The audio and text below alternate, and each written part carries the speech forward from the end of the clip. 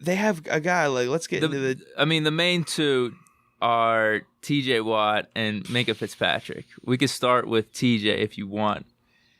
The guy was. They got him at an 86, and he was considered by most a top 4, top 3 finalist for Defensive Player of the Year last year. Some people. I thought he was a top 2. Some people were saying he was snubbed. Yeah. Some people were saying he was snubbed. I mean, there's an argument for Chandler Jones. He had some. If you look at their stats, it was kind of a back and forth with TJ, Chandler Jones, and even Shaquille Barrett of whose stats were better across the board. Like TJ had some stats that were better, so did the other players. Yeah. So there's an argument for those guys, but obviously TJ with the Steelers, that's definitely a bigger brand recognition thing there. And Stephon Gilmore did have a really good year too with his interceptions, returning for touchdown, and the impact that he had. So there was definitely an argument for any of those 4 guys. Yeah. But to have him at an 86 based off that year last year, and I would even say based off his career too, his second year he was over double-digit sacks and having a really good year, where I can't remember what his rating was last year, but you would at least have him maybe a 90 last year based off that rating. Now snowball it with his 2019 season. Dude, I mean, that's at least a 95. Come on. They have Devin Bush, 76. Devin Bush is a 76. I think overall. at least get him in the 80s. Deontay Johnson, a 76. 76. Look at the year he had, getting passed to by the bum. I call him the bum, Mason Rudolph, the bum. Wait, so are you taking Duck over Mason if you had to do backup quarterback right now? I mean, I'm not taking either of them. Yeah. They're trash. I mean, I love to get behind my guy. Like if it's the Steelers quarterback, I'm behind him 100%. Like we want to win, though. Yeah, dude, I'm a big time Steeler guy. I just have extreme. I dislike Mason Rudolph like bad. Like it's something about him. Like I just really don't like. And I'm sure he's a great guy, awesome dude. Yeah, none of this is personal. It's about football. It's just like football wise, dude. Like it's hard to watch for me. Like he made my year last year as far as Steelers go. I don't know, bro. Did you puke at all? Did you go to the toilet and puke after some of these games? Multiple times, bro. Multiple times. In fact, this is a funny story I'll give you guys. I actually threw my back out because I was so mad at Mason Rudolph. I was like, what the? I stood up real quick.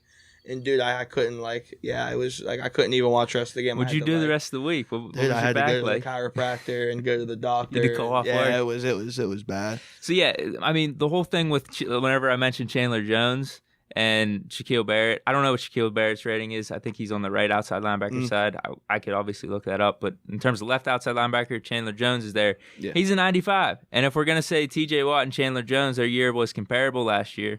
Why isn't T.J. Watt at 95? Yeah. You have Von Miller and Khalil Mack at 97. Mm-hmm. Now, we go back to whole body of work, and I was talking about this with Odell Beckham. Khalil Mack and Von Miller's body of work speaks for itself. So I'm not going to be outraged with them being a 97. But at the same time, if we're going to compare them to T.J. Watt, they had a down year last year. They had 8 sacks each. They had 8 sacks. What's Bud Dupree's rating? 80. That's insulting in itself. Well, yeah, if you look at the whole right outside linebackers, because I was looking at this last night, like I said, Shaquille Barrett's on that side. Dude, their whole list is kind of whack because I don't think they have a guy over the mid-80s over there. They might have their top guy being an 89. To look at this list and see Kyle Van Noy. Yeah, Demario Davis is an 89. Their second best over there is Shaquille Barrett at an 85 on the right outside linebacker side. So if I'm saying the same thing about T.J. Watt being an 85, Shaquille Barrett had a monster year last year. Bump him up to at least a 90. Maybe in those low 90s. Dude, like that's insane to me. It's sad. And like you said with Bud Dupree, I think it was 11.5 sacks last year at an 80. They have Whitney Merciless over Bud Dupree. Yeah, I don't even know what year. What? I don't even know what kind of year he had last year. Wow. But what I know is Bud Dupree had 11.5 sacks, and an 80 seems really low to me. I mean, 100%. The thing you could say, though, is just the whole right outside linebacker group is completely low, but yeah. I mean, maybe they should just be bumping all those dudes up. It seems kind of ridiculous to me. I mean, Bradley Chubb at an 81 seems low even. Have him at least at an 85, 86. He had a monster rookie year. He was hurt last year. So, dude, I don't know. That's a disappointment to me. I got Whitney Merciless pulled up here right now. Let's see what he had. And like you said, he's over Bud Dupree. My internet's going a little slow right now. Dude, 7.5 sacks for him last year. Bud Dupree at 11.5. And, dude, we saw, even outside of just the sacks, Bud Dupree had a bunch of, like, strip sacks. Yeah. The Bengals game, he completely closed it out for us. Like, that was a much-needed strip sack. Like, there was, I don't know how many minutes left, but it was fourth quarter. They were down. They were trying to drive, and Bud Dupree just completely, like, took over their line, sacked the quarterback, got the ball, closed out the game for us. Like, there was at least 2 or 3 times he did that. Even TJ, like, throughout games, like, completely flipping games for us on the defensive end. And to see those 2 ratings, it is a little bit disappointing. Yeah, it's terrible. Well, it's not disappointing. It's just terrible. I mean, it's sticking on defense. We go to the free safeties. I look at Minkah. Okay, Minkah came to the Steelers that were a terrible, terrible team, terrible, terrible defense last year at the beginning of the year. We're getting just destroyed by everybody. Big points put up on by almost every team we played. Minkah comes in, changes the whole dynamic of our defense, right? Completely changed. Just completely changes it, makes us a top 5 defense. You saw what happened. Top 5 defense. Now they have the Packers. They have not the Packers, the Seahawks and the Patriots game with our defense. The fact that they have that punk, Earl Thomas, who in my opinion he's a punk. He's and this is personal. I'm getting personal. He's personal. He's a punk. He flipped off his coach in Seattle. Mm-hmm. You don't do that kind of stuff. You're a professional athlete. You hold yourself to a higher standard. You know, there's kids watching you. You don't do that kind of stuff. You're not going to flip your coach off and do all these things. And the thing that he did last year with my most hated quarterback ever, Mason Rudolph, to hit a rookie quarterback in the head like that, and, you know, it's so clear that it's obvious that you did it on purpose. And then they come out and, it wasn't my intention. Just be a man up, and say, I made a mistake. And I'm going to live with it. I'm going to take it on the chin, and that's what it is. But he's a punk, He's a guy that, he's past his prime, in my opinion. We're going to see that this year. I think that he's extremely overrated. He has to be at least an 85, 86, not an 87, or an 88 like he's ranked over Minkah. I mean, it's just, as I said, I think it's just the fact that they're just Steeler biased. They don't want to see us do good. You made the argument for Earl Thomas that he shouldn't be over Minkah. I mean, you could even say Micah Hyde too. Yeah. You could go all the way up to Devin McCourty at 92. Now, dude, the thing with McCourty, I was looking it up with him. He didn't make an All-Pro last year or a Pro Bowl. At the same time, he did have 5 picks. But Minkah had 5 picks too, and he had touchdowns, and he had impact-making plays that, I didn't watch the Patriots all last year, but I didn't see that with Devin McCourty. Is there a reason he didn't make that All-Pro and Minkah did? I mean, making an All-Pro like that means you're a top 2 or 3 safety in the league. So that should be reflecting the ratings here. I mean, he's an 87, Devin McCourty 92. Yeah, man, I think you at least got to have Minkah at like a 93. 93, 90. I mean, even if he's at a 90, I'm still, you know what I mean? I'm still thinking but I'm happy with it. To have him in an 87, we're not going to be complaining. We would just say, all right, he should be bumped up a rating. Yeah. That's about it. But dude, in at 87 compared to some of these dudes they have over him, I mean, these guys are good players though. Like Kevin Baird, Justin Simmons, Eddie Jackson, Devin McCourty, like I said, Earl Thomas, Micah Hyde. Those are good players, dude. But like Minkah, like you said, completely changed the defense for the Steelers. You look at the Seahawks last year and the Patriots game that we had. Our defense, I think in the Seahawks game, we let up over 28 points. And that's with them. We got like a fluky touchdown with Devin Bush getting a fumble recovery, taken back to the house. I remember that. We had some fluky stuff happen in that game. Patriots just shredded us up for over 30 points in that opener. We get Minkah Fitzpatrick. We all of a sudden became a top 3 defense. Some would argue the best defense in the league from that point on. I mean, you see the 49ers game right off the bat, he had a pick. And, there were a lot in that 49ers game, I think we had 5 turnovers. There was 2 or 3 of them that were completely unforced on the 49ers' behalf. But, dude, from that point on, he was able to change games. I think there was a stretch for like 7 or 8 weeks. You have the Indianapolis Colts, the pick 6 return to the touchdown, the LA Rams touchdown, the fumble recovery, taken back to the house. And then, like, a stretch of, it had to have been like 6 or 7 games where, 3 or 4 of them were impact plays that completely flipped games for the Steelers' behalf. And because we saw our offense, it was sputtering a lot. Yeah. But, dude, him on defense, and along with a bunch of the other dudes on defense, which is why we're saying T.J. Watt's too low, too. And I'm going to make the argument for Joe Haden being a little too low as well.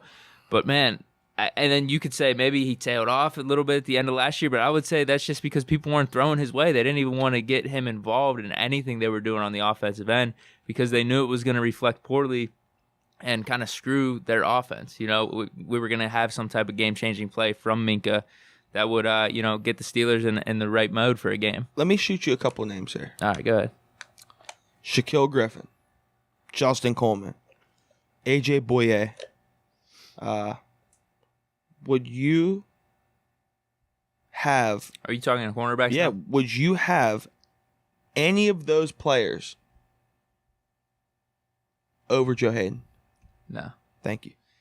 Well, I think another thing, I mentioned the All-Pro with Minkah, how, that means you're, a top 2 or 3 safety in the league. That should reflect in your ratings. You can say the same thing about Joe Haden. He made a Pro Bowl last year. I know it was based off an honorable mention, but even if you're getting honorable mention, that means you're a top 10 cornerback in the league.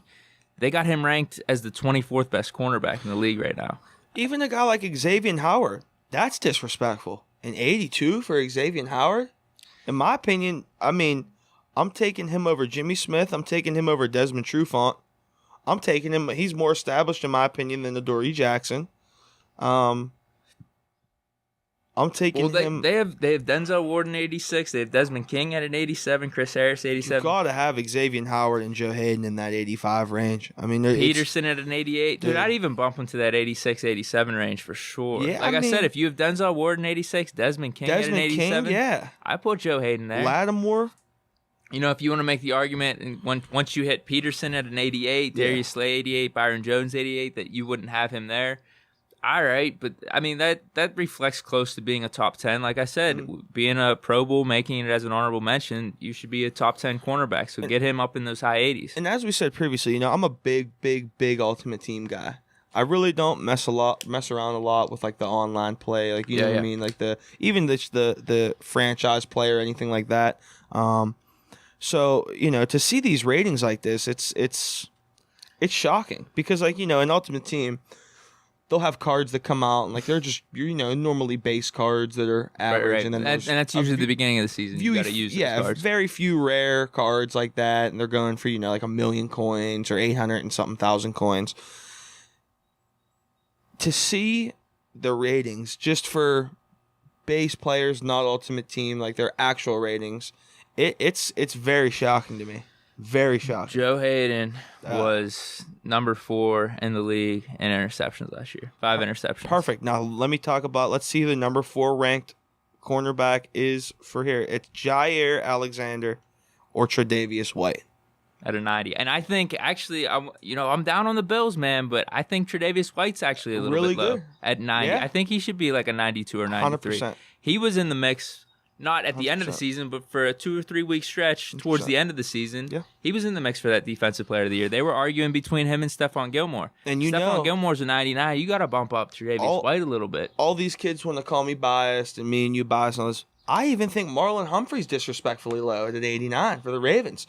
Dude, he's a lockdown corner. Literally won them the game against us. Or Marcus Peters in an 85. Yeah, Marcus Peters in an 85. That's bad, man. Yeah. I would put.